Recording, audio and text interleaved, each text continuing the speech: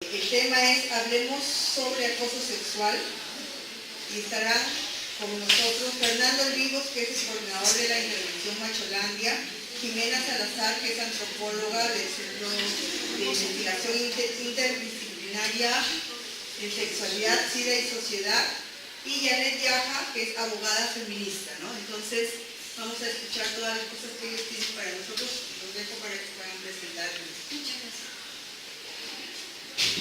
Bueno, la idea de este coloquio es que sea una cosa más informal, donde también las personas asistentes pudieran hacer preguntas y conversar con él y las ponentes, ¿no? Bueno, la profesora ya presentó al panel.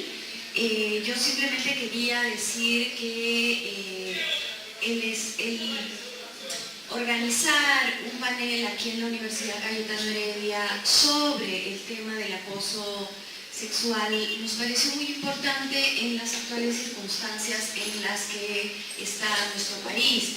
Este es un momento en el cual el tema de la violencia contra las mujeres está, digamos, en la agenda permanentemente, no solamente por el tema de los feminicidios, de los cuales todos y todas hemos sido testigos, sino también de el acoso sexual en las universidades. Entonces, no solamente en una sola universidad, sino esto está apareciendo estos casos están apareciendo en todas las universidades. Hay universidades que están tomando, digamos, acciones y medidas para combatir esto. La propia SUNEDU también, digamos, ha tomado la batuta para ver cómo podemos combatir este tema, estas acciones. Y nos parece muy importante en el marco de todo esto que está sucediendo y en el marco también de la exposición, de la intervención contra la violencia en general hacia las mujeres, la violencia de género, que se llama Macholandia, que está aquí al otro lado del campus, ¿no? Entonces, en todo ese marco es que vamos a conversar un poco sobre el tema del acoso. Como les decía, bueno, primero agradezco mucho al ponente y los ponentes, y lo que vamos a hacer primero es ver, queremos que Cayetano también tome algunos ejemplos de acciones que otras universidades han dado, acciones de universidades hermanas. La Universidad Católica es una universidad hermana en tanto forma parte de un consorcio de universidades en los cuales están la Universidad Católica, la Universidad Cayetano Heredia, la Universidad de Lima y la Universidad del Pacífico. Entonces es importante verlos el ejemplo de lo que en otra universidad se está haciendo y lo que aquí se podría hacer, que es un hecho que casos como esos también suceden aquí. Entonces vamos a primero ver este video, luego vamos a hacer una pregunta una pregunta general sobre el tema, y las ponentes nos van a ilustrar un poco desde su perspectiva. Janet Yaja, como lo ha dicho la profesora, es abogada, feminista, hace muchísimos años que ella está, digamos, trabajando temas de género, temas de violencia contra las mujeres, y tiene ya, digamos, un panorama muy preciso sobre qué hacer en este caso. Y Francesca León es estudiante de la Universidad Cayetano, es egresada, mejor dicho, ha sido estudiante, ahora es egresada de la Universidad Cayetano Heredia de la Facultad de Psicología. Ella es activista por los derechos de las mujeres, activista feminista, activista lesbiana también, y también nos va a contar un poco qué cosa es lo que se está haciendo en términos de los estudiantes y las estudiantes aquí en la universidad, o cómo ve, digamos, ella que es de esta generación, qué se puede hacer en ese sentido. Y Fernando Olivos, que es artista, miembro de nuestro centro de investigación y del IESDE también, que es el Instituto de Estudios en Salud, Sexualidad y Desarrollo Humano, todos los títulos son muy grandes. Y que con él trabajamos hace mucho tiempo haciendo intervenciones que tienen que ver con problemáticas sociales. En este caso estamos tocando el tema de la violencia contra la mujer, con la violencia de género en general en Macholandia, y nos va a un poco contar cómo se inscribe, digamos, Macholandia dentro de esto que está ahora sucediendo en nuestro país. Entonces vamos a comenzar con este video para poder iniciar la discusión, ¿no?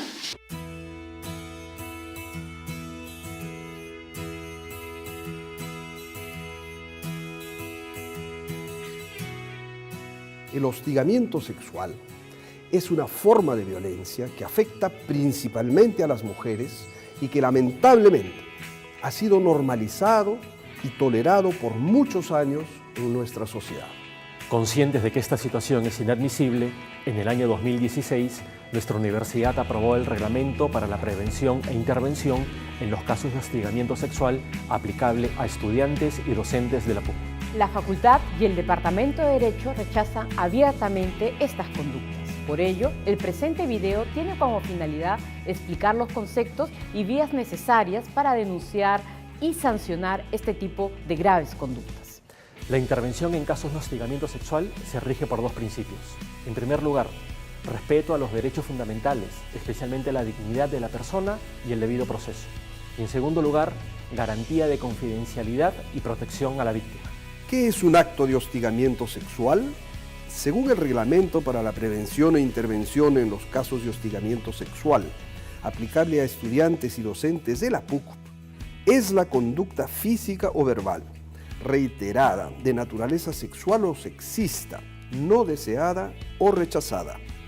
Dicho acto puede ser realizado por una persona que se aprovecha de una posición de autoridad o jerarquía o de una situación ventajosa en contra de una u otras personas, quienes rechazan estas conductas por considerar que afectan su dignidad, así como sus derechos fundamentales.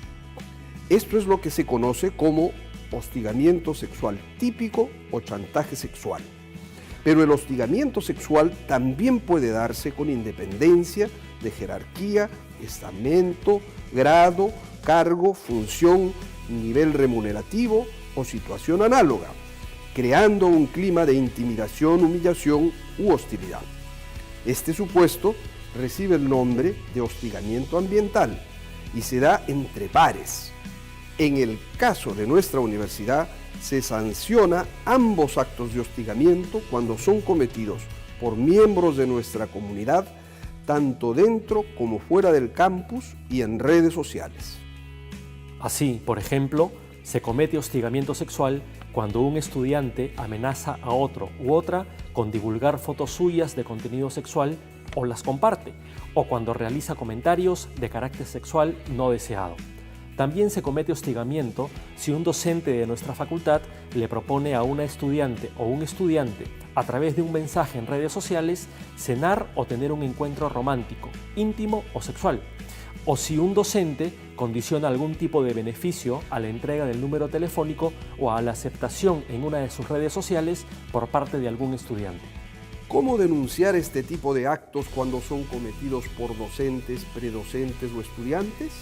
En nuestra universidad existe una comisión especial para la intervención frente al hostigamiento sexual. Este es el órgano competente para recibir, investigar y sancionar actos de hostigamiento cometidos por docentes, predocentes y estudiantes de la PUC.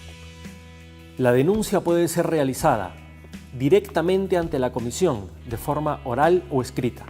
En este último caso, se debe realizar a través del correo electrónico comisión-hostigamiento@puc.edu.pe. Si fuera presentada oralmente, la comisionada o comisionado que la reciba elaborará un acta que dé fe de la denuncia presentada. Pero la denuncia también puede ser presentada ante el decano de la facultad o ante el jefe del departamento académico, de manera escrita o de manera oral. En este último supuesto, también deberá elaborarse un acta. El decano o el jefe de departamento académico trasladarán la denuncia a la comisión especial para la intervención frente al hostigamiento sexual en un plazo máximo de 24 horas. Como vemos, ambas rutas conducen a la comisión. Sin embargo, es muy importante tener en cuenta que este órgano no puede actuar de oficio. Por lo tanto, es indispensable que se presente la denuncia correspondiente para dar inicio al procedimiento disciplinario. Ahora bien, ¿cómo procede la comisión una vez recibida la denuncia? La comisión emitirá una resolución de apertura del procedimiento disciplinario con los medios de prueba presentados y se la notificará a la o el denunciante, a la persona denunciada y al decanato, en caso la persona denunciada sea estudiante, o a la jefatura de departamento académico y la dirección académica del profesorado, en caso la persona denunciada sea docente. Es importante precisar que en la resolución de apertura del procedimiento, la comisión especial podrá solicitar, a pedido de parte o de oficio, que el Consejo Universitario separe preventivamente a la persona denunciada. Adicionalmente, la comisión especial podrá adoptar las siguientes medidas cautelares. A. Rotación de la víctima a solicitud de ésta. B. Impedimento de acercamiento a la víctima. C. Asistencia psicológica u otra medida de protección que garantice la integridad de la persona denunciante. La persona denunciada tiene 3 días útiles luego de la notificación de la resolución de apertura para presentar sus descargos y medios probatorios. Una vez cumplido este plazo, la comisión especial iniciará su investigación, recabando medios de prueba necesarios, como la manifestación de la persona denunciada y de la denunciante, informes técnicos, cartas o documentos audiovisuales. Finalmente, la comisión emitirá una resolución que pondrá fin al procedimiento y, de ser el caso, establecerá las sanciones respectivas. La decisión de la comisión especial es apelable ante el Consejo Universitario dentro de los 7 días hábiles de recibida la notificación. El Consejo Universitario podrá revocar o confirmar la decisión de la comisión especial y las sanciones establecidas. Si la denuncia es presentada contra un docente y éste fuera hallado responsable, la sanción por el hostigamiento sexual será el despido. Por el contrario, cuando la persona denunciada es un o una estudiante, la falta es considerada muy grave. En ese caso, la sanción será la suspensión académica de no menos de 2 semestres ni de más de 4 o la expulsión definitiva del estudiante. Ratificamos nuestro compromiso para que la Facultad y el Departamento de Derecho sean espacios seguros y libres de acoso. Contamos contigo para lograrlo.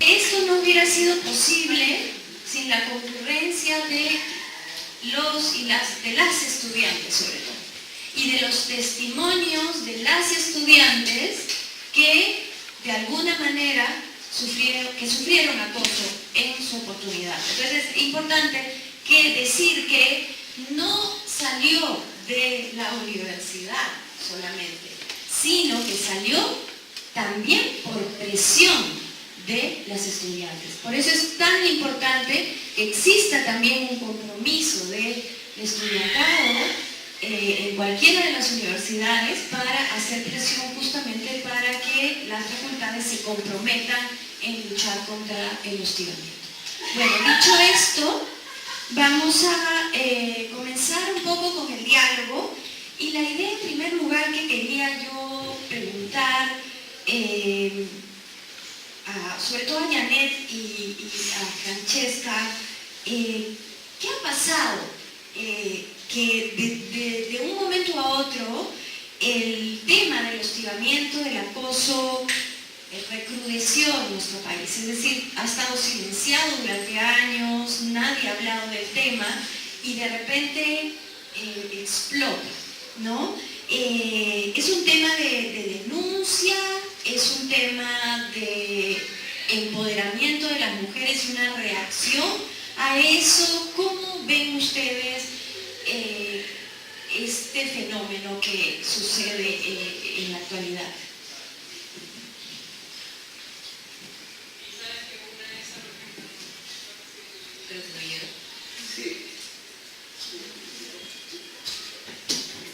Bueno, ¿qué tal? Yo soy Francesca y respondiendo a tu pregunta, Jimena, considero que podríamos estar siendo parte de una cuarta ola del feminismo que, por lo menos en Perú, empezó a ser como un boom o una fuerza notable a partir de hace 2 años de la marcha Ni Una Menos, que sucedió no porque simplemente las mujeres nos levantamos y ya, solamente, sino que se dio en un contexto de la agresión a Ariel Contreras, y eso movió la indignación de muchas personas que, aparte de ver, sentir indignación por ellas, también se vieron reflejada en Arlet y en demás mujeres que empezaron a denunciar en ese tiempo. Entonces, considero de que esa fuerza que vemos en otras mujeres, de si ella puede denunciar a pesar de lo que está viviendo, yo también puedo.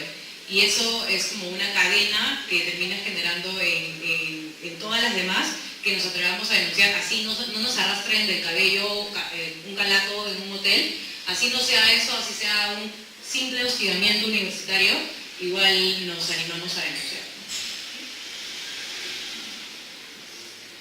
Estaba pensando, digamos, que finalmente el tema del acoso sexual en las universidades es una manifestación más de diversas formas de violencia de género contra las mujeres.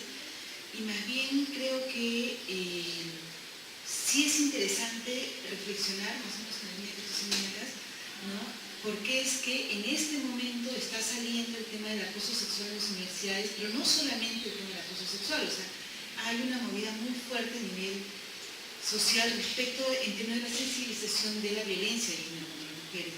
Y eso se da pese a que, digamos, si nosotros estamos hablando de violencia contra las mujeres en términos del Estado, de la región del Estado desde hace 30 años, yo hice una estimación y juntando ahí las figuritas, digamos, recordaba que la primera respuesta del Estado frente a la violencia es completamente frente a la violencia en la relación de pareja y concretamente con la Comisaría de Mujeres en 1988. Entonces, digamos, de ahí a ahora han pasado 30 años y uno puede identificar hitos, ¿no? Como por ejemplo en la época de los 90, firmar para nosotros un tratado de violencia contra las mujeres, como el Lindo Pará, y además una conferencia en Beijing, o sea, no fue un rebote hacia afuera, hacia adentro, ¿no? Y definitivamente aquí con trabajo de feministas, digamos, haciendo incidencia y visibilización del tema, sale todo lo que es la ley de violencia familiar en el 93, se crea en el 95 el Ministerio de la Mujer.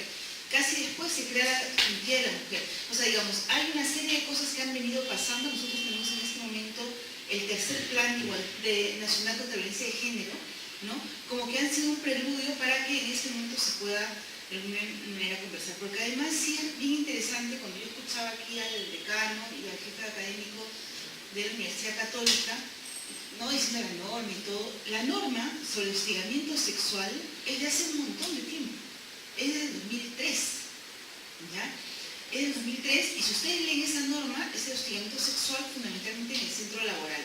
Y tiene una cápita al final en centros educativos y una cápita más chiquito sobre el tema de universidades, ¿no?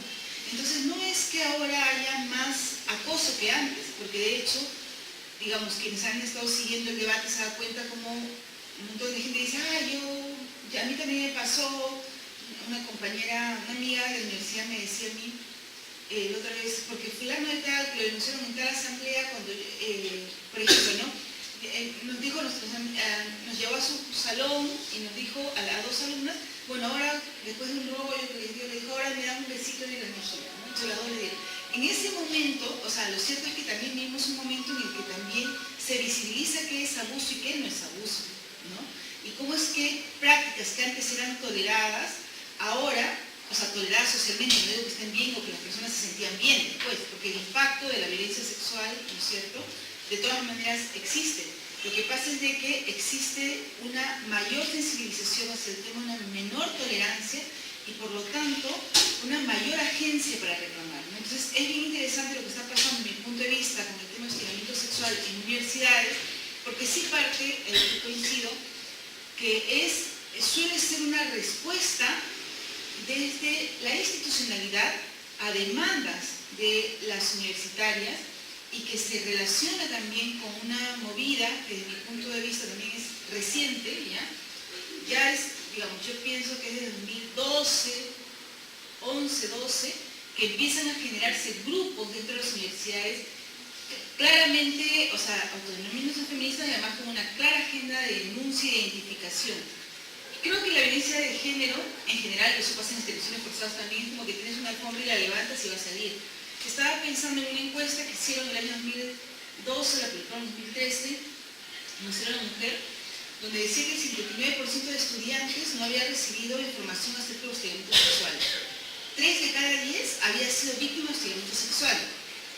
Y el 88% estaba de acuerdo que la mujer había provocado el hostigamiento sexual, que es una forma de legitimación porque está responsabilizando a la víctima de la violencia y eso pasa en general con todas las formas de violencia sexual, ¿no? Porque digamos, el hostigamiento en esta gama, que seguramente lo más duro puede ser, inclusive el feminicidio luego de una violación sexual o la violación sexual, y digamos, en dimensión, aquí tenemos el acoso sexual callejero, ¿no? Porque, digamos, no hay autoridades, no es conocido, ¿no?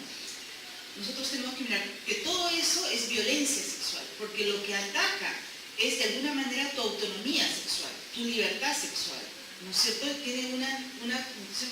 Y claro, y en ese camino está el tema del hostigamiento sexual que ahora se está visibilizando y que a la larga, y ya para terminar, pasa por una concepción que se tiene, y por eso es muy importante el tema del enfoque de género y todo el debate que se está dando ahora a nivel del currículo, una concepción que se tiene sobre las mujeres, los estereotipos que se tienen sobre ellas y lo que se piensa que debe ser el manejo del cuerpo y la sexualidad, digamos, en la línea de Vigies, ¿no es cierto? ¿Qué significa para las mujeres, pero además mujeres, hombres, bueno, en general, para la ciudadanía, el tema de la sexualidad, y en el caso de las mujeres, estamos hablando de eso, o sea, ¿qué castigo significa tener una sexualidad que de alguna manera no responde a un estándar que es mandatorio, ¿no? Muy vinculado a algo más tradicional, que sería la Virgen María, que casi asexuada, ¿no? Digamos, eso es sexual. Para mí era interesante, bueno, junto con artistas y creadores creamos una intervención que se llama Macholandia y que la pueden ver ahora por iniciativa de la misma universidad. Nos ha invitado a estar, que me parece un gran logro porque ayuda a tomar conciencia y creo que, un poco sobre lo que preguntaba Jiménez, creo que lo que está pasando es una toma de conciencia y un desnormalizando lo que estaba normalizado. Recuerdo mucho una de las presentaciones que tuvimos hace 4 años, casi cuando presentamos Macholandia, la que estamos presentando hoy ahora es una nueva versión, luego de todo lo que ha pasado, luego de Ni Una Menos, luego de todas estas denuncias a nivel mundial, en realidad, no solo de sacar. Recuerdo luego una de las primeras presentaciones que tuvimos, una señora, luego de ver la intervención, las personas quedan un poco chocadas porque es bastante fuerte. Lo que presentamos es un compendio o un condensado de todo lo que vivimos diariamente, ¿no? Lo que vemos en la televisión, lo que vemos en los diarios, la música que escuchamos, lo que nos pasa por la calle. Y me acuerdo mucho de una señora que luego de escuchar de salir del último módulo me decía, esto que me decía mi esposo entonces sí era violencia, o sea, sí me estaba humillando, o sea, como que ella misma volvía sobre su pasado, una señora bastante mayor, y era como un choque y era esta toma de ver a otros casos, verlos, su vida representada en alguno de estos módulos, o cuando también se ven casos o mujeres que toman valor, porque hay que tomar mucho valor para denunciar un caso, para darlo a conocer a todo el mundo con toda la violencia que puede venir hacia ellas luego de esto. creo que da valor a otras y a otros también a denunciar cosas que pueden haber, que pueden pasar, que se viven cotidianamente. Que decir, eso que he estado viviendo yo no está bien, no es normal, no es lo que yo me decía por haberme vestido así. Yo no debería haber salido vestida así, si sabía que iba a tomar micro o sabía que iba a pasar por la construcción de la esquina. Y esa falta de libertad a mí me da mucha rabia. Yo como hombre pensar que eso le puede pasar a otro ser humano pensando en una mujer, o sea, ya identificando uno dice, eso es cortarte la libertad, cortarte las alas, cortarte todo, ¿no? Y tenerte como oprimido. Y eso es lo que nos hace Macholandia, nos hace toda la sociedad, creo, oprimirnos por todos lados. Yo quería, escuchándolos a los tres,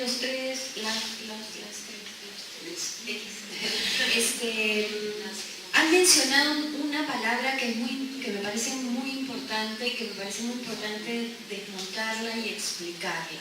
Esta palabra es la normalización.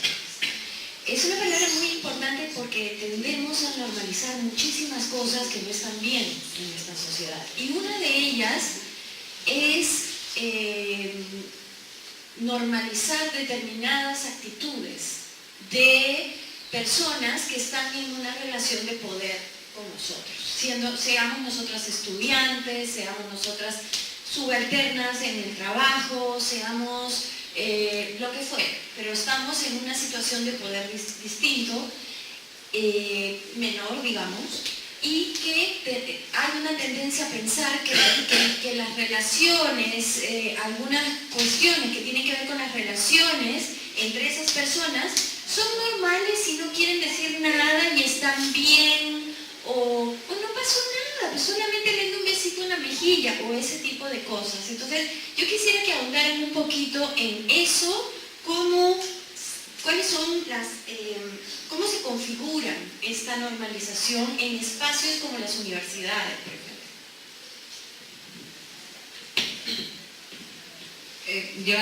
Tratando de aterrizarlo en un ejemplo, se me viene a la mente una situación para explicar lo que es normalización, ¿no? Una vez estaba en una clase en mi facultad, yo estudié psicología clínica, ¿no? Y un profesor hizo un comentario sobre la obesidad de una compañera, molestándola, o sea, tratándola de hacer sentir imperiosa. Y yo no me quedé callada, levanté la mano para pedir la palabra y le dije que estaba mal lo que estaba haciendo.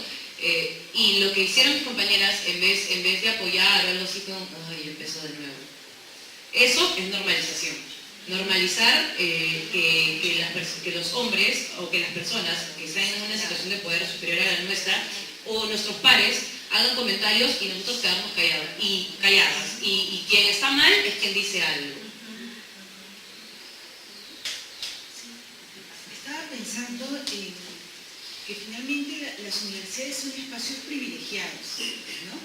O sea, digamos, la violencia de género contra las mujeres tiene impactos diferenciados también por las otras discriminaciones que tenemos. O sea, no es lo mismo si es que yo soy afrodescendiente, por ejemplo, porque sobre mí van a ser una serie de estereotipos o de la selva, ¿no? Ese estereotipo que las mujeres son más dispuestas sexualmente, las expone a otra forma de violencia o de acoso sexual, ¿no? O por ejemplo, lo mismo pasa con las mujeres con discapacidad, que se les considera sexuadas, ¿no?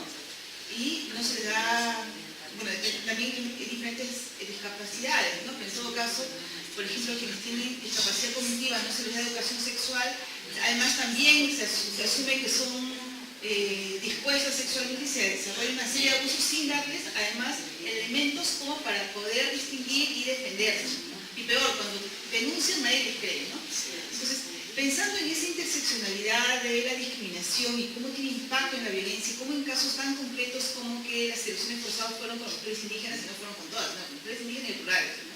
Digamos, en eso pensaba en cómo es que el espacio universidad es un espacio de todas maneras privilegiado, ¿no? Y una universidad como esta, como la católica, ¿no? Justo las que has mencionado, son aún más espacios privilegiados. Y ahí pensaba yo, digamos, conozco más de la católica porque estudiaba ahí, ¿no? cómo es que, pese a que tienes una, inclusive, ya no solamente por carrera, en Derecho, por ejemplo, la mayoría de alumnas son mujeres, más bien, ¿no?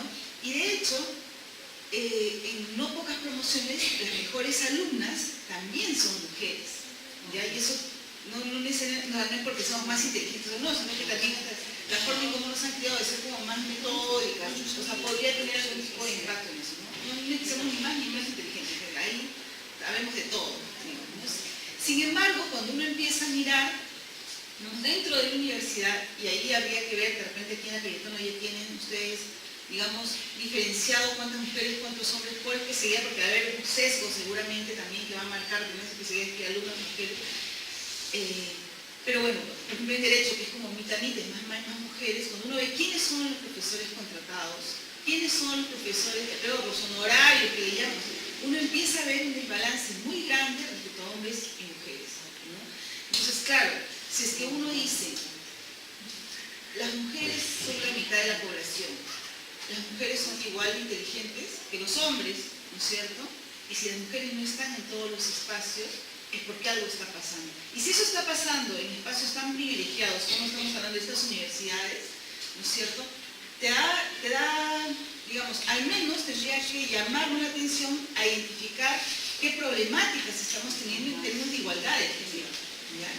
Y si a eso le sumamos el tema de la violencia de género que está tan legitimada, ¿ya?, vamos a identificar si en una universidad o no existe o no apertura para poder recibir una denuncia, procesarla, tener la sensibilidad no por bueno, sino por las características que tiene el tema de la violencia sexual, ¿no?, el tratamiento de un caso. Porque ahí hay un dato adicional, ya con eso termino. Estaba pensando en su momento cómo es que, y eso pasa en todos los lugares, o sea, pasa en la comunidad de Manta, que ha sido afectada por la violencia durante el conflicto armado interno, pero también pasa en la Universidad Católica, seguramente pasa aquí, ¿no?, en todas partes, que es muy diferente que yo venga aquí y diga, por ejemplo, yo he sido secuestrada, o a mí me han estafado, ¿no? O sea, eso me va a colocar en condición de víctima y ustedes se van a solidarizar. En cambio, si es que yo vengo aquí y digo, me han violado, por ejemplo, ¿no?, de las maduras, o me han acosado, la reacción que va a tener mi entorno seguramente va a haber un nivel de solidaridad, pero también un nivel de sospecha, porque es diferente de ser la violada, digamos, que la secuestrada. O sea, la secuestrada es más o menos como que es víctima y nosotros somos responsables. La violada inmediatamente, y ahí estamos todos y todas, o sea, inclusive, digamos, porque aquí no estamos, los que estamos acá sentados, es evidente que tenemos algún nivel de interés y sensibilización sobre el tema, pero no somos extraterrestres. Entonces nosotros nos hemos, digamos, por eso es que voy a ver en Macholandia, porque efectivamente el bombardeo de estereotipos nos ha tenido que llegar, y la homofobia, el racismo y el sexismo lo tenemos más o menos en la sangre. Entonces, si no somos conscientes de eso, y si es que la universidad no es consciente de que eso va a pasar con sus profesores, o sea, en la línea que tú señalabas, por más excelente académico, o sea, y que explique bonito y todo, ¿no es cierto?, por más que sea eso, o sea, si no reconocemos que somos profundamente machistas, profundamente homofóbicos y transfóbicos y profundamente racistas, ya, poco vamos a avanzar en términos de los instrumentos que tengamos, ¿no? Entonces, digamos, yo creo que el tema de la naturalización que tú mencionabas tiene que ver con ni siquiera darse cuenta que pertenecemos a esta sociedad y efectivamente nosotros, digamos, ya fuera con mayor razón, si es que no venía, ¿no?, o no, pero no, inclusive nosotros que estamos interesados en el tema, vamos a tener esa actitud y es importante estar como alertas para ver cómo revertir. Ok, entonces la idea es que hemos más o menos visto cuáles son las manifestaciones más fuertes de lo que podría ser en general la violencia contra las mujeres en las universidades. ¿Qué cosa es esta normalización que todos damos por sentado, que las cosas son así, porque así son y no hay que cuestionarlas, porque quien cuestiona es exagerado, conflictivo, problemático y mejor hay que apartarlo, porque eso también sucede mucho en los espacios laborales, sean universidades o sean otros lugares. La idea es, en primer lugar, le voy a preguntar a Francesca, como recién egresada, ¿qué hubiera esperado o cómo ella espera que la universidad a partir de ahora, su universidad, a partir de ahora, reaccione ante esas manifestaciones de hostigamiento y acoso que existen en esta universidad también, y eso hay que recalcarlo, porque también hay esa idea dentro del esquema de la normalización, es aquí no pasa, acá no pasa nada. Ese será en otras universidades, pero acá no. Yo creo que lo primero que tenemos que hacer es asumir que también existe aquí, ¿no? Entonces, ¿qué hubiera esperado, digamos, Francesca, que ya terminó la universidad, pero para las siguientes generaciones, cómo debe reaccionar la universidad ante esto? Y a Janet preguntarle cómo deben reaccionar las universidades y si son útiles estos lineamientos que está elaborando la propia SUNEDU, que SUNEDU es el ente rector, digamos, de todas las universidades, el ente rector estatal, que nos rige a todas las universidades, y si SUNEDU, digamos, ha tomado también el tema como importante y lo está trabajando, es porque la cosa ya llegó, digamos, a determinados extremos, porque siempre el Estado reacciona cuando ya las cosas llegaron a determinados extremos, no se anticipa, pero bueno, eso ya es otro problema. Entonces, la cosa es ver estos lineamientos de SUNEDU o esta intervención que está queriendo hacer SUNEDU es apropiada y qué cosa hacer, cómo seguir adelante en general en la Universidad Peruana. Bueno, para responder tu pregunta me gustaría comentar que yo 2 veces me acerqué a dos profesoras de confianza a comentarle 2 situaciones de acoso. Una en la que las 2 la viví yo. Una fue, la pude cortar de buenas a primeras, me di cuenta que el chico me estaba acosando y me acerqué y le dije que no se volviera a dirigir a mí, que no publicara nada sobre mí porque hacían publicaciones con referencia a mí con cada cosa que yo hiciera y yo no me daba cuenta porque no lo seguía en sus redes sociales. Y me acerqué a una profesora a comentarle lo que pasaba y lastimosamente me dijo que no se podía hacer nada porque no había manera de probar lo que él estaba haciendo y como lo que estaba haciendo era muy, por decir, en términos coloquiales decirlo, caleta, no tenía cómo responsabilizarlo de algún tipo de acoso. Entonces en ese momento fue un encárgate tú, yo no puedo hacer nada. Y después hubo una segunda ocasión en la que un trabajador de la universidad me agregó a mis redes sociales y yo en mis redes sociales estoy con otro nombre, entonces me pareció extraño que me encontrara. Me agregó y me mandó un mensaje como diciéndome hola linda y yo le comenté a mi profesora esto y mi profesora en vez de sorprenderse o cuestionar el actuar del trabajador fue pero ¿qué problema tiene que te haya agregado? ¿Acaso porque no es de tu misma clase social no le puedes parecer linda? Y yo dije, ¿qué? O sea, me estoy quejando por un tema de género y me quieren agarrar por un tema de clase, porque no iba por ese lado, para mí era un tema de me están acosando de nuevo.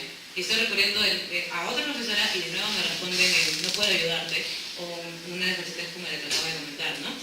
Entonces, a mí en ese momento me hubiese gustado que haya un protocolo de respuesta para las alumnas que se animen a denunciar y para las y los testigos, porque a veces las víctimas no se atreven porque tienen miedo, no les van a creer, todo lo que acarrea denunciar, después te viene acoso de parte de amigos de la persona que las está denunciando, te vienen amenazas anónimas, porque son muy valientes detrás de unas palabras, detrás del anonimato, detrás de una pantalla.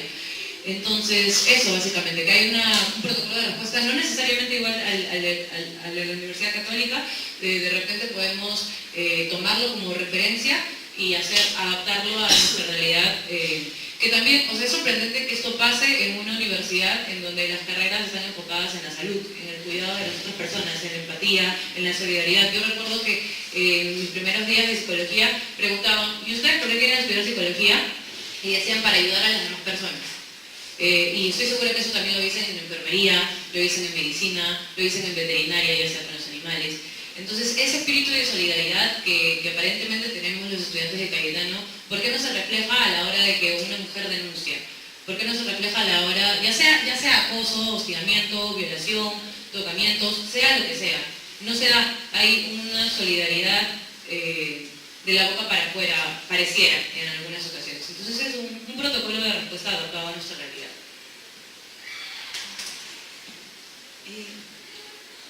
Bueno, efectivamente lo que ha hecho el Minedu de alguna manera es reaccionar frente a las denuncias que han habido. Creo que algo muy potente que tienen ahora las alumnas, bueno, en general la ciudadanía, porque es un ejercicio de ciudadanía, pero digamos, concretamente las alumnas, las jóvenes, que utilizan mucho es el tema de las redes sociales, ¿no? Entonces, en ese marco, el tema de la posibilidad de denunciar y tener voz, y ahí retomo lo que dijiste hace un momento, lo de ni una menos, es súper, y creo que desde mi punto de vista, o sea, además de la marcha, que fuimos aquí, quienes fueron, se dieron cuenta de que uno ya había llegado y no salían de atrás, era tan grande, ¿no? Pero creo que lo que voltea, lo interesante de ese proceso es cómo las víctimas empiezan a tener voz. Y cómo es que se empieza a buscar erradicar esta idea de que si soy la violada, no soy menos, ¿no? O sea, más o menos la usada, porque esa es la idea, ¿no? La violada, la usada, ¿no? Ya la que no sirve, porque ya pasaron varios, más o menos. Porque eso estábamos en el imaginario, ¿no? Entonces, digamos, si efectivamente comienza con lo de reconciliar los casos en términos visibles, en esa idea de que había movidas que se estaban cocinando desde antes, ¿no? Y en ese contexto es de que está reaccionando el Minedu. O sea, el Minedu no está, o sea, si hubiera querido reaccionar desde el Minedu, digamos, si lo estoy diciendo de la norma de 2013, o sea, imagínense, es 15 años que tiene la norma y que ahora se está desarrollando en la parte de universidades, esperemos que institutos y centros educativos también. O sea, y en ese marco es que ha sacado los lineamientos y se ha comprometido, o sea, el Minedu y además encarga que dentro de un MPD con una especie de modelo de protocolo, ¿no? Y lo que está haciendo, y justo antes de empezar esta reunión estábamos compartiendo información, además, porque lo han dicho públicamente, he visto ayer una noticia, ¿no? O sea, estaba buscando cosas de SUNEDU y en julio han empezado a pedir información de las universidades a nivel nacional, acerca de si tienen normatividad o no, y además qué tipo de casos han recibido. ¿Ya? No quiere decir de que recién es como la violación sexual, o sea, no es que la violación sexual recién se convirtió en mala, o sea, la violación sexual es mala históricamente, de hecho, asombra cómo es que es el único, mientras las otras violencias recién ahora están mal, o sea, la violencia en relación de pareja, por ejemplo, desde el 93, con la violencia familiar, el acoso sexual callejero desde 2015, con la norma del acoso sexual callejero, ¿no?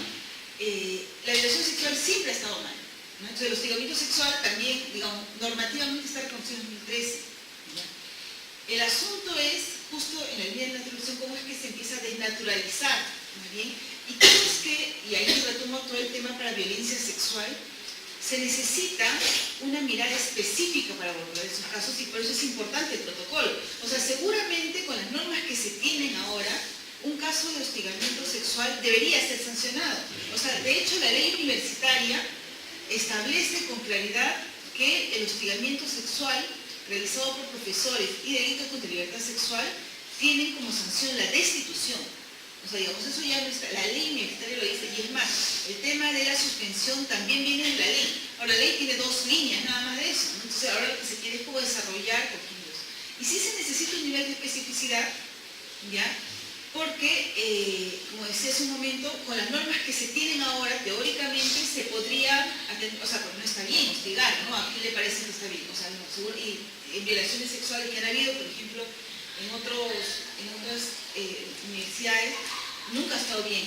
El asunto es cómo es que haces que ese procedimiento sea adecuado a esa problemática, ¿no? Y ahí voy a pensar en el sistema de justicia. O sea, cuando tú haces y dices, ay, la corrupción, se crean un subsistema de corrupción, porque reconoces que para abordar la corrupción tú necesitas una especialización y tiene determinadas características por las cuales tú capacitas a tus jueces, creas una jueza suprema. ¿Se acuerdan que salió de su sistema? Ya.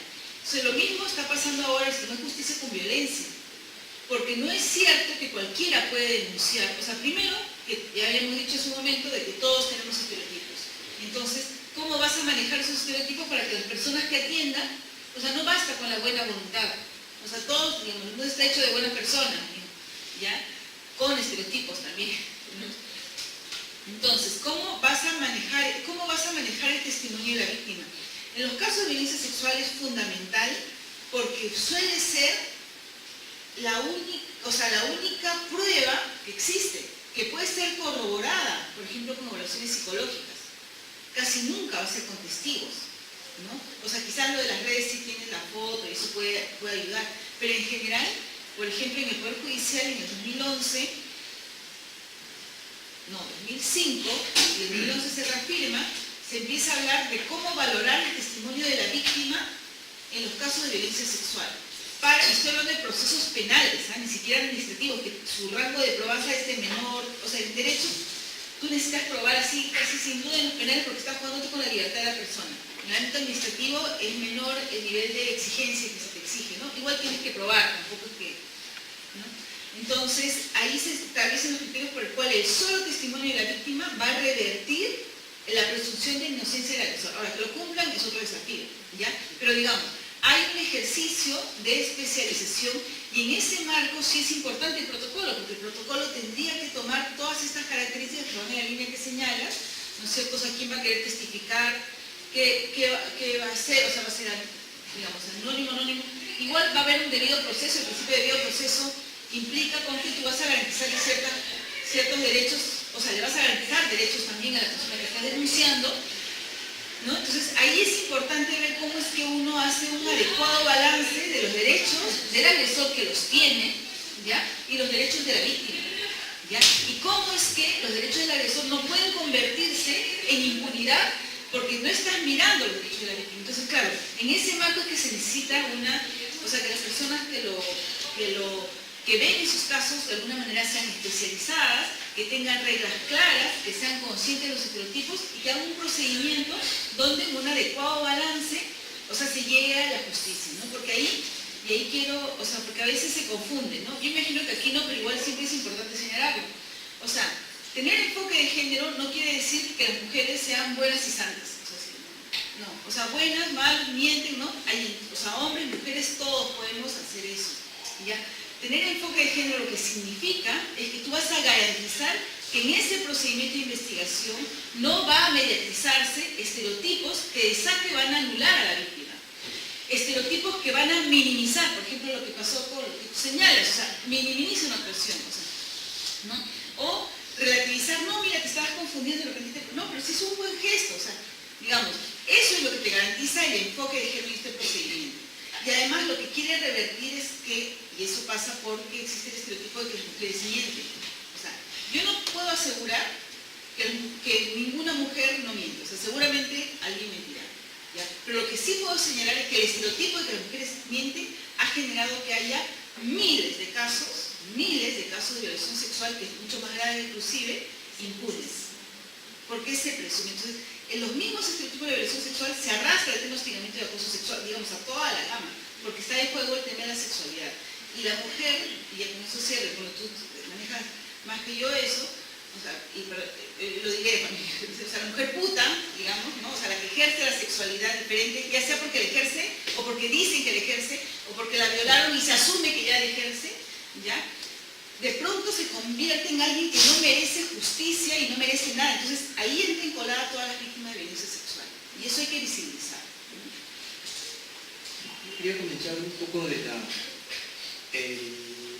bueno, para poder traer la intervención hemos tenido varias conversaciones con la Oficina de Bienestar Universitario y creo que tocando precisamente estos temas, el protocolo, los casos que han habido aquí, y pudimos tener una reunión con Marisol Fernández de la Católica, de la Universidad Católica, abogada, que ha llevado miembro de la comisión, de hecho ya ha empujado mucho el tema del acoso y del hostigamiento dentro de la Católica. Nos comentaba muchas cosas interesantes, que es justamente lo que dice Janet. Puede haber tres líneas, puede haber una ley, una norma con tres líneas, pero de ahí hay que desagregar todo lo que viene atrás, cómo es el trato a la persona, cómo es el trato al agresor, cómo se trata al interior de la universidad, afuera de la universidad. Eso es bien importante de ver, y creo que estos primeros pasos que se están dando dentro dentro de como un tanteo a ciegas, porque de hecho Marisol nos decía que lo que han hecho no es perfecto, no está bien, se dan cuenta un montón de errores que aún tienen, a pesar de que uno viéndolo de afuera dice, listo, es una maravilla, ¿no? Pero creo que es un paso a paso, creo que es una toma de conciencia de todos, tanto de las personas que están a cargo de las autoridades, como de las personas que sufren de la agresión, ¿no? Cómo es que debe procesarse todo esto dentro de los campos. Bueno, para ya ir concluyendo este pequeño diálogo, yo quería resaltar dos cosas que van en línea de lo que decía Janet, y es que la necesidad de que este protocolo sea específico y de que personas que saben y conocen y tienen enfoque de género lo apliquen, en el sentido de que hay siempre la tendencia de que alguien que sufre una violencia sexual de cualquier manera es mirar a la víctima en cómo estaba vestida, en qué cosa había hecho, en determinadas cosas, y hay siempre esa tendencia, o sea, no es una cosa que se da de vez en cuando. La primera pregunta es, si te hicieron algo, ¿tú qué hiciste para que te lo hicieran? O tú que de repente le sonreíste, de repente aceptaste ir a comer con ese profesor, de repente ese tipo de cosas. Entonces, alguien que no está formado para dilucidar este tipo de preguntas va a justamente juzgar y desestimar, por ejemplo, una denuncia de hostigamiento, ¿no? En cambio, una persona que tiene ese enfoque no va a partir de qué hizo la víctima para que le hicieran o qué tenía la víctima para que haya sufrido eso, sino va a empezar por, digamos, verlo de manera digamos, justa, ¿no? De mirar qué pasó acá y juzgar de otra forma. Eso quería decir. Y otra cosa que también me parece importante resaltar es que en los casos de violación o de cualquier tipo de violencia sexual, y eso nos lo decía Marisol, hay un componente subjetivo. No es como juzgar un plagio. Un plagio se juzga mirando, digamos, hechos, mirando los libros que se plagiaron y el documento que se plagió. Ahí están las pruebas, ahí está, y no hay tutía, a esa persona se le juzga por plagio. Pero cuando hay un caso de violencia sexual, sea cualquiera que sea, hay muchas cuestiones subjetivas. A veces no se va a poder probar con pruebas fehacientes, ¿no? Entonces también en esos casos tiene que haber gente especializada en esas comisiones y en el protocolo especificado para que pueda también trabajar esas partes subjetivas, esas componentes subjetivos que tiene la violencia sexual. Entonces no lo puede juzgar, digamos, no puede conformar esta comisión cualquier persona por más buena voluntad que tenga, porque no va a querer, ¿dónde está la prueba? A ver, muéstrame.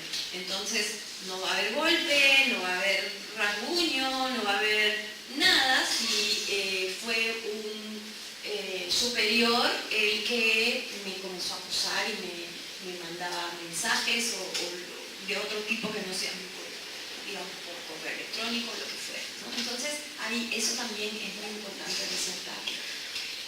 Bueno, para ir terminando, yo quería pedirle a Fernando que, ya lo dijo un poco, pero que en breves palabras nos cuente cómo contribuye, cómo está contribuyendo Macholandia en todo este tema de la violencia sexual hacia las mujeres. Yo quería tocar una cosa que acabas de mencionar, de esto de los casos de violación, y me acuerdo mucho uno de los testimonios, o mejor dicho, uno de los extractos que tenemos ahí en Macholandia es sobre, bueno, primero este nefasto nefasto personaje Cipriani, hablando de la violación, que en realidad infantil, que es porque las niñas se ponen en escaparate. Y otro caso igual de otro personaje igual de nefasto, un congresista, que hablaba de que cuando hay una violación no puede haber embarazo porque la mujer no lubrica, o pachotadas por el estilo, ¿no? Eso es importante porque, o sea, es importante resaltar, recalcar y condenar porque un líder de opinión es una caja de resonancia, o sea, eso se replica en otras personas, eso queda, esos estereotipos, esa tontería que pueden decir, influyen más personas. Un poco Macholandia, en Macholandia no hemos inventado nada, simplemente hemos condensado todo, como decía al comienzo, lo que escuchamos en la radio, la música, lo que vemos en la televisión diariamente, lo que nos pasa en la calle cuando caminamos por la calle, y lo hemos condensado y no es nada extraordinario de cuando lo ve uno, porque de hecho uno lo ve todos los días en la televisión y todo, lo vemos hombres, mujeres, niños, pero al estar condensado es realmente vomitivo, es asqueroso y choca a todo el que lo ve, ¿no? Un poco lo que se quiere es eso, este choque, este enfrentamiento con la realidad creo que hace que uno tome conciencia. Y eso es creo que una cosa que hemos aprendido al crear esas intervenciones de activismo cultural, es que esta toma de conciencia genera empatía. No tratamos de hacer una campaña mediática contra el acoso o la violencia o el feminicidio. No, lo que estamos haciendo es una intervención en la que la gente participe, se identifique, vea, se choque, coge, que la coja, la muerda, porque es la única manera de esta toma de conciencia, ¿no? de ver el daño que genera una sociedad en la que vivimos al otro, a la otra persona, que si no la entendemos como ciudadano, como un igual nuestro, no vamos a poder cambiarlo. Janet comentaba hace un ratito sobre dos o tres cosas, y son más, que está relacionada con todo el machismo, ¿no? Macholandia no solamente es feminicidio, o sí es feminicidio, pero también tiene nos damos cuenta de un componente dentro de esta macholandia de nuestra sociedad, de racismo, de clasismo, de homofobia, de xenofobia, que está todo ligado al final, es una misma construcción perversa en la que vivimos y que creo que esto, verlo es ser parte de, ayuda a generar un cambio. Creo que me parece importante que haya salido esta iniciativa de poderla traer acá, siendo nosotros mismos de Cayetano, haberlo representado en muchos lados, poderla presentarle aquí mismo. Creo que es un buen paso. De hecho, nosotros ya quedamos comprometidos para seguir trabajando en conjunto, porque trabajamos nosotros más en la sede de Campus Sur, en Miraflores, pero nos damos cuenta que hay mucho por hacer, bastante. Entonces creo que no solamente a partir de la intervención, que de hecho la intervención es como una entrada, pero podemos ahora empezar a hablar del tema. De hecho, con las autoridades, con las personas que vengan a vernos, los alumnos, creo que es importante. El hablar, el entender, el tomar conciencia. Ya como obremos depende de nosotros. Pero nosotros, cada uno de nosotros es ese protagonista del cambio, ¿no? Entonces, esa es la idea, creo. Digamos, no es que solamente viene alguien y dice ya fui y ya lo despide. O sea, seguramente sí para el tema de la suspensión durante el procedimiento. En el procedimiento hay un nivel probatorio. Cuando mencioné con la diferencia del proceso penal, porque claro, en el proceso penal incluso hay presunción, indubio pro reo, o sea, hay una serie de reglas que protegen más y por lo tanto tu estándar de prueba es más alto, pero sí necesitas un nivel de prueba. Y por eso es que señalaba de que incluso en el nivel penal hay reglas para que el testimonio de por sí sea prueba, ¿ya? O sea, por ejemplo, podemos cuestionar también porque igual ya está funcionando, pero existe la regla de que tiene que tener 3 requisitos ese testimonio. Primero, que haya sido varias veces, ¿ya? O sea, más que varias veces, que haya sido homogéneo, o sea, al menos 2 veces y más o menos en esta, dijiste esta vez y es más o menos parecido. Inclusive hay jurisprudencia que te dice no tiene que ser igualito, pero en caso de violación sexual, por ejemplo, preguntaba ¿cuántas veces? Y la primera vez decía 5 y la otra decía 8, y además ni siquiera sabes exactamente cuántas veces, exactamente qué es, y más cuando es violencia varias veces, dice, incoherencia, entonces no va, no es homogéneo. No, o qué color era la ventana, ¿no? Digamos. Ese nivel, o sea, está claro que ese nivel tú no le puedes pedir a una víctima porque además es un escenario traumático, pero ya, esa reiterancia. Que no haya enemistad previa, ¿ya? O sea, no es que tenían una deuda o una cosa así, por lo tanto es posible que me esté vengando, o sea, digamos, es el segundo requisito. Y el tercer requisito tiene que ver con elementos que corroboren ese testimonio, uno de los cuales puede ser una evaluación psicológica, de algún nivel de afectación. O sea, no digo daño psicológico en los términos jurídicos que te piden un daño, un protocolo, sino un nivel de afectación psicológica. Entonces, tú ahí tienes que con esos 3 elementos, si cumple el testimonio, solamente el testimonio puede revertir la presunción de inocencia para un proceso penal que va a cárcel. Entonces, digamos, en estos casos uno puede generar ese tipo de reglas, porque efectivamente, o sea, el tema de la suspensión sí es inmediata, porque lo que quieres es proteger, ahí se balancea seguramente los derechos de las demás estudiantes, o de este estudiante con el agresor y opuestas por este, pero después hay un procedimiento y ya de la ley universitaria dice que es institución, ¿no? Entonces, digamos, no es que porque aquí le ponen despido eso, o sea, de repente, no sé si en la católica lo hubieran puesto menos, ¿ya? Dice desde la ley. Y lo otro que me parecía importante, de lo que usted decía, más bien, del tema de quiénes son las víctimas, o sea, digamos, sin duda, en una sociedad como esta, digamos, hay múltiples problemas que nos pueden acontecer, o sea, si esto fuera un espacio para hablar de niños y niñas, seguramente hablaríamos de un montón de problemas como estamos hablando en este momento, de adultos mayores o adultas mayores también, ¿ya?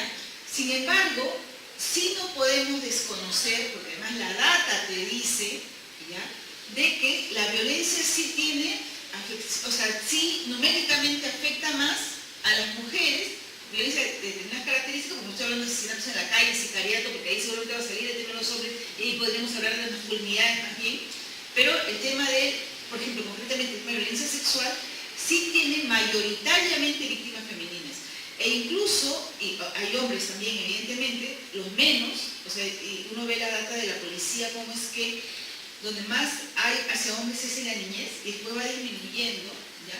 Pero a mí me resuena mucho el tema de casos de violencia sexual en conflictos armados internos.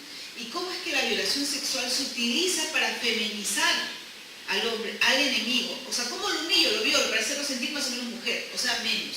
Entonces, claro, ahí pasa y por eso es muy interesante la intervención que seguramente hoy he escuchado, digamos, he visto como en revistas, no lo voy a ver en físico, el tema de cómo es que el sistema de género imperante sí nos afecta a hombres y mujeres. A los hombres seguramente van a tener, o sea, no puede ser más sensible, o sea, digamos, podemos ver cómo es que nos afecta de manera diferenciada, pero en el caso de violencia sí hay una afectación mucho mayor hacia las mujeres. Entonces, no es, o sea, cuando a mí sí me retumba cuando dicen, no, es que aquí también hay hombres y mujeres, todos somos iguales. O sea, nadie dice que somos diferentes, o sea, tampoco estamos diciendo que las mujeres somos superiores. O sea, lo que se está diciendo es que hay una problemática específica, con data específica, que te evidencia que hay una problemática que afecta mayoritariamente a las mujeres, ¿no? Eso. Yo quiero agregar 2 cositas. Bueno, primero invitar a los 3 hombres que están aquí, agradecerlos por interesarse por el tema, e invitarlos a ir a Macholandia a ver la puesta de arte, porque mientras que ustedes lo van a ver en una puesta de arte, nosotros lo vivimos a diario, entonces para que se conecten un poco con nuestras vivencias como mujeres en nuestra sociedad. Y lo segundo es que me gustaría mencionar que un 23 de agosto, hace 2 años, como hoy, desapareció una compañera feminista llamada Cecilia Rodríguez. El sospechoso es su pareja y el hermano de su pareja. Cecilia desapareció en extrañas circunstancias, días después de marchar con nosotros en la reunión al menos, y pues solamente mencionarla como un acto de, todavía la seguimos buscando, se pueden ver en Facebook, buscar su nombre, Cecilia Rodríguez, y ayudarnos, siguiera compartiendo información sobre eso, se los agradecería mucho.